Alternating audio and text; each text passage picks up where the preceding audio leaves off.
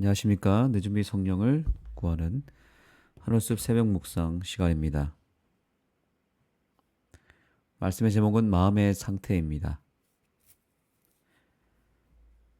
성경이라고 하는 것은 결국 머리로 읽는 것이 아니라 마음으로 읽을 때에만 효과가 있습니다. 즉 지식적으로 읽는 것이 아니라 영적으로 읽어야만 성경을 통해 예수님을 만나고 또한 하나님의 음성을 들을 수 있습니다. 그러면 우리가 다 마음이 있는 상태에 있죠. 마음이 없는 경우는 없습니다. 다 마음이 있는데, 그런데 왜 말씀에서 하나님의 음성을 듣거나 그 말씀을 통해서 변화되는 능력이 잘 나타나지 않을까요? 고린도전서 2장 14절의 말씀을 보겠습니다.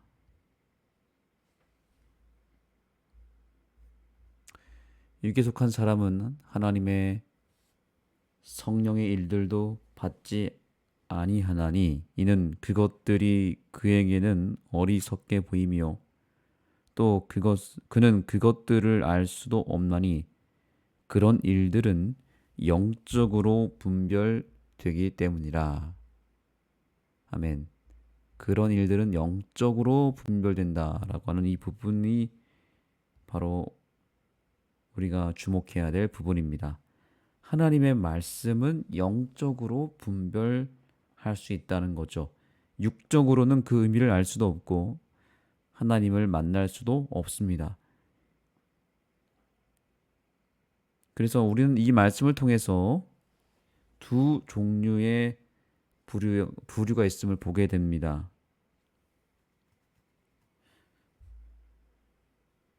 일단 육에 속한 사람이 있고요. 육에 속한 사람, 그리고 영에 속한 사람, 영적인 사람도 있습니다.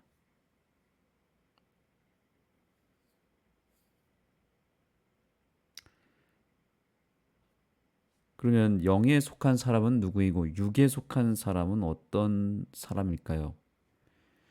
그것을 알아야 되겠죠. 여기 성경은 분명히 육에 속한 사람이 있다고 그랬고 또 영적인 사람이 있다고 그랬어요.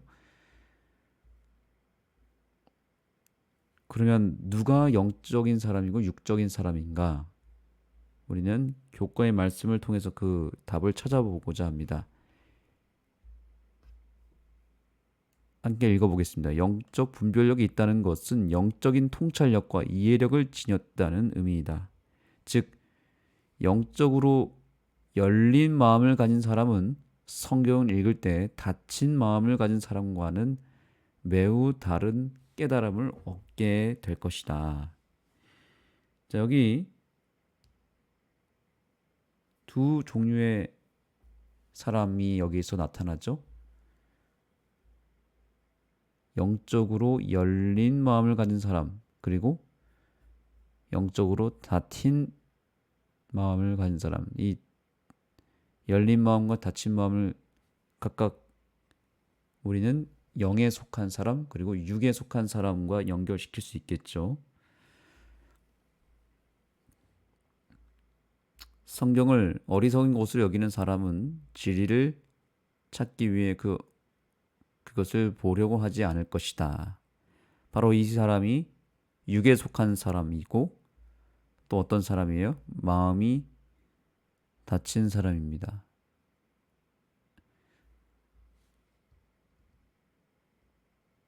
그래서 그러면 영에 속한 사람은 어떤 사람입니까? 마음이 열린 마음을 가진 사람이죠. 즉 마음이 열린 사람이 바로 영에 속한 사람이라고 볼 수 있습니다. 영적으로 열린 사람은 영적으로 마음을 열고 있는 사람, 열린 마음을 가진 사람이고 또 닫힌 마음을 가진 사람은 육에 속한 사람인데 그래서 마음 문이 닫혀 있으면 말씀이 마음에 들어오질 못합니다. 그래서 그냥 말씀이 머릿속에 맴돌다가 사라져 버립니다. 말씀이 마음 속으로 들어와야만 역사가 일어나는데 이 마음이 열려 있는 사람에게만 말씀이 들어가겠죠. 그러나 닫힌 사람은 아무리 말씀이 풍성하게 쏟아져도 하나도 효력을 발휘하지 못하고 그 말씀을 담아내질 못합니다. 말씀이 들어가지를 않습니다.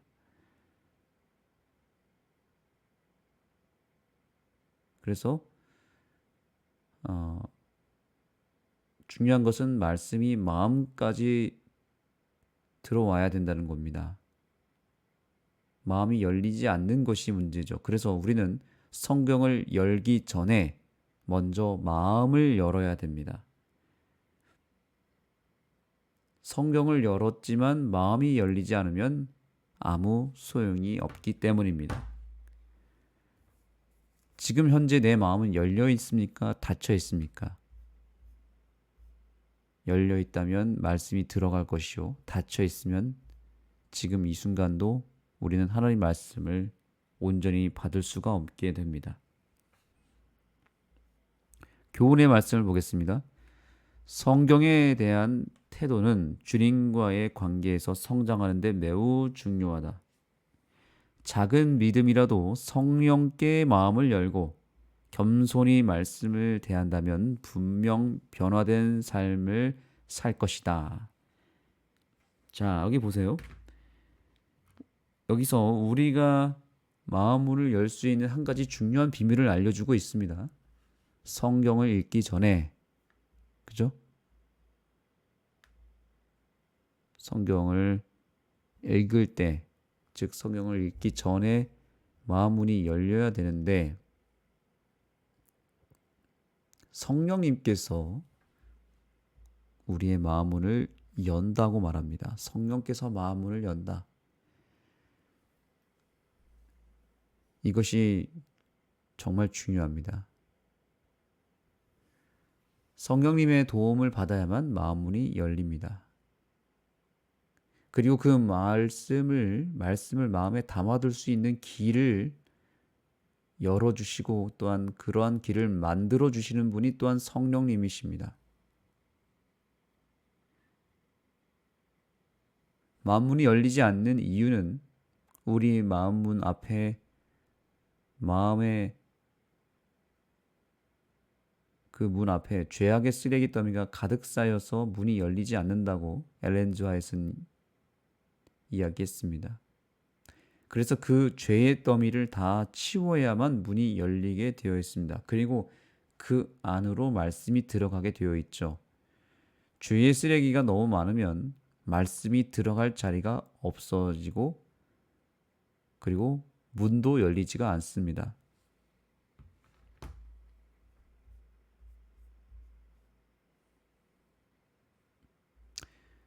자, 그래서 저자는 이렇게 이야기합니다.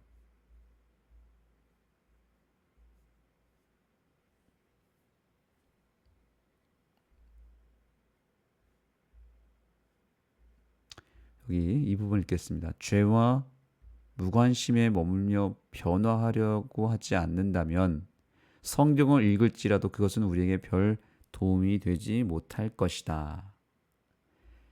죄와 무관심에 머물며 이렇게 되어 있는데 무엇을 얘기하는 거냐면 우리의 마음 상태가 죄와 무관심에 머물며 이렇게 되어 있죠. 그러니까 결국 죄가 문제인데 또한 죄도 죄지만 여기 무관심이 또한 문제입니다. 무엇에 대한 무관심일까요? 영적인 것에 관심이 없다는 말과 함께 이것은 또한 무엇을 의미하는 것입니까? 영적인 것이 아닌 육적인 것에 관심이 더 있다는 말이겠죠. 우리의 마음 상태가 죄로 쌓여져 있고 죄가 쌓여져 있고 또한 나의 관심사가 영적인 것이 아니라 육적인 것에 관심을 둬서 세속적 우상들이 내 안에 계속 있고 또한 그러한 것을 자꾸 바라보고 채우다 보면 성령님께서 역사하실 수가 없게 되는 것입니다. 그래서 먼저 우리는 마음 정리를 먼저 해야 됩니다. 무조건 말씀을 읽는다고 해서 다 되는 것은 아닙니다. 세상의 것에 관심을 두고 있고 또 온통 마음이 세상의 것과 육적인 것으로만 채워져 있고 죄의 쓰레기 더미가 쌓여져 있다면 말씀이 머물 수 있는 자리가 없기 때문에 말씀을 아무리 읽어도 이해가 되지 않고 아무리 읽어도 재미가 없고 전혀 도움이 되지 않는다는 것입니다. 이 부분을 다시 한번 읽어보겠습니다. 죄와 무관심에 머물며 변화하려고 하지 않는다면 성경을 읽을지라도 그것은 우리에게 큰 별로 도움이 되지 못할 것이다 라고 말합니다. 그래서 우리는 무조건 말씀을 읽는다고 해서 다 되는 것이 아니라 먼저 마음문 앞에 쌓여있는 죄도 치워야 하고 또 내 관심사도 바꿔야 됩니다. 세속적 우상들로 인해서 나의 관심이 영적인 것에 관심이 없다면 우리는 바로 그러한 죄를 회개해야 되는 것입니다.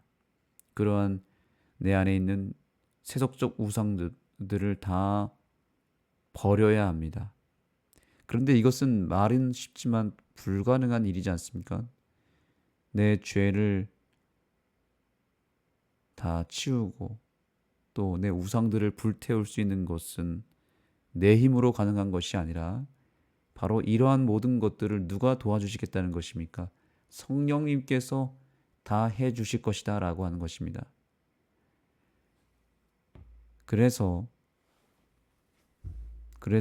우리가 성령님을 통해서 말씀을 읽어야 됩니다.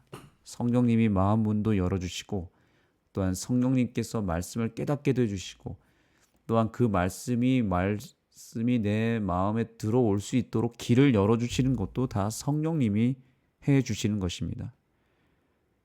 성령의 도움 없이는 우리가 말씀을 읽어도 이해가 되지 않고 지식만 늘어날 뿐 아무런 변화도 일어나지 않고 역사도 일어나지 않습니다. 그러나 성령님의 도움을 받아서 말씀을 읽으면 성령님이 우리의 마음에 먼저 들어오셔서 우리의 마음을 다 정리해 주시고 깨끗하게 비워 주십니다. 그리고 그 자리에 말씀을 채워 주십니다. 그래서 성령님께서 나를 예수님께로 더 가까이 나아가도록 길을 만들어 주시고 또 예수님과의 관계를 새롭게 해주시는 중매자 역할을 우리 성령님께서 해주고 계신다는 것을 결코 잊지 않게 되기를 소망합니다. 자, 그래서 교과의 저자도 이러한 이야기를 여기에 기록했습니다. 자, 보시죠. 성령은 우리가 예수께로 더 가까이 나아가도록 이끄신다. 그분에게 더 가까이 나아가기를 원하는가? 그렇다면 우리는 구원에 이르는 지혜를 가진 자가 될 것이며 이전에 상상조차 하지 못했던 것들을 보게 될 것이다. 자, 여기 그런데 매우 중요한 부분이 이것이죠. 성령은 우리가 예수께로 나아가도록 더 가까이 가도록 이끌어 주신다는 것이죠. 정말 우리는 앞으로 성경을 읽을 때마다 그래서 성령을 먼저 구해야 합니다. 성령은 누가 받을 수 있습니까? 성령은 구하는 자에게 주시겠다고 약속하신 하나님의 말씀에 근거해 볼 때 성령은 누가 받습니까? 성령은 구하는 자가 받는 것입니다. 그래서 성경을 읽을 때에 우리에게 성령님이 필요한데 그러려면 반드시 진정 어린 기도가 먼저 수반되어야 합니다. 충분한 기도 없이 성경을 읽는 것은 오히려 매우 위험할 수 있습니다. 그렇기 때문에 기도와 말씀으로 항상 이것이 함께 가야 됩니다. 기도 없이 말씀이 주어지는 것이 아니고 기도 없이 말씀을 읽어도 이해가 되지 않습니다. 그래서 기도와 말씀으로 거룩하여진다는 바울의 고백이 그래서 의미가 있고, 그렇기 때문에 우리가 그 말씀에서 은혜를 받는 것입니다. 성경을 읽기 전에 먼저 간절히 기도하게 되기를 소망합니다. 특별히 무엇을 구해야 될까요? 성경을 읽을 때 우리는 성령님을 구하는 기도를 그 어느 때보다도 강력하게 해야 합니다. 그래서 성령 충만한 은혜를 통해서 성경 말씀이 마음에 오래오래 머물 수 있도록 깨끗하게 마음을 비우시는 우리 성령님, 우리의 마음의 죄를 다 깨끗하게 지워주시는 성령님, 그리고 우리의 마음 가운데 하나님의 말씀을 끌고 오셔서 그 말씀을 채워주시는 성령님을 우리가 반드시 구하게 되기를 간절히 소망합니다. 이 세상에서 가장 탁월한 성경 박사가 있습니다. 누군지 아십니까? 바로 사탄이라고 하는 존재입니다. 사탄 마귀는 예수님을 공격할 때에도 말씀을 이용해서 공격했습니다. 그만큼 사탄은 말씀의 위력을 알고 또 오랜 세월 동안 말씀을 연구해온 존재로서 성경을 사용할 줄 아는 존재이기도 합니다. 사탄은 바로 하나님의 말씀의 능력을 잘 알고 있고 그 말씀을 그 스스로도 읽는 존재, 말씀을 잘 읽는 존재입니다. 왜 그런데 사탄은 성경을 읽는 우리들을 두려워할까요? 사탄도 성경을 읽고 있는데 말입니다. 사탄과 우리의 명확한 차이가 하나 있기 때문입니다. 사탄은 성경을 읽어도 자기 스스로의 힘으로 성경을 읽고 자기 스스로의 노력과 지혜로 성경을 그저 이용하지만 사탄은 정작 성령으로 성경을 읽지 않습니다. 성령님을 의지해서 그의 죄를 회개하거나 어떤 변화를 이루기 위해서 성경을 읽지 않고 그저 사탄은 성경을 자기 입맛대로 읽고 자기 성경을 지식적으로만 읽습니다. 절대로 성령님을 통해서 읽지 않습니다. 그렇기 때문에 성경을 믿지도 않고 성경에 순종하지도 않습니다. 그래서 사단은 우리한테 지는 것입니다. 그래서 사단이 마귀가 된 것입니다. 성경을 알고는 있지만 성령님을 통해서 읽지 않기 때문에 사단이 악한 존재가 된 것입니다. 결국 우리가 사탄을 이기려면 성경을 읽을 때 그냥 읽어서는 안 됩니다. 그냥 읽으면 그것은 사탄처럼 읽는 것입니다. 성령의 아무런 도움 없이 자기의 노력과 지혜로 자기 생각대로 성경을 해석하고 성경을 대하면 사탄의 방법으로 읽는 것과 같습니다. 우리는 반드시 성령으로 성경을 읽어야 합니다. 성령으로 읽어야만 성경을 믿을 수 있게 되고 마침내 성령님을 의지하여 성경의 말씀을 순종하기도 합니다.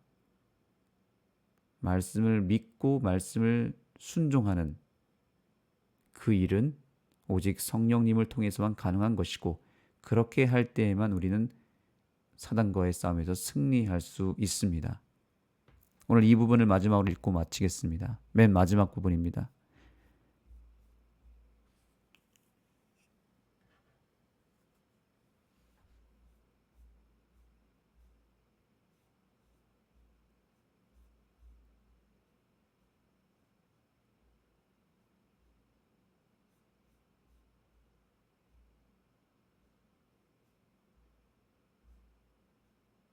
자, 여기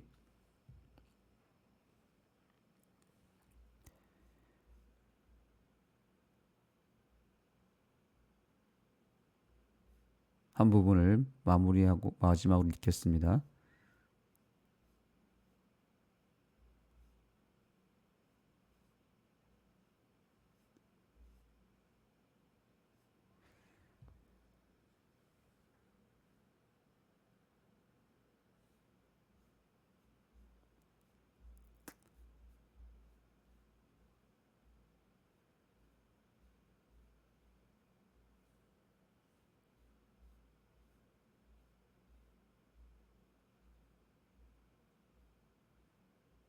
자, 여기 이 부분입니다.